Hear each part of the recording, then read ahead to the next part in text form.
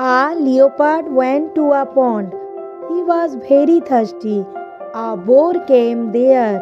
The boar was also thirsty. Both wanted to drink fast.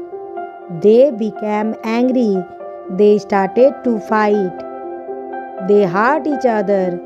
Blood came out. They came tired. They stopped fighting. They saw many vultures.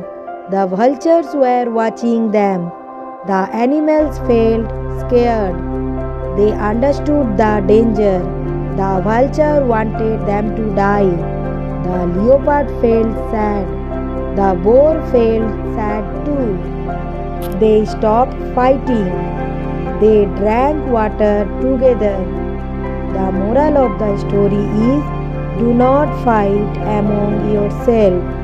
If you like my video, please like, share and subscribe. Thank you.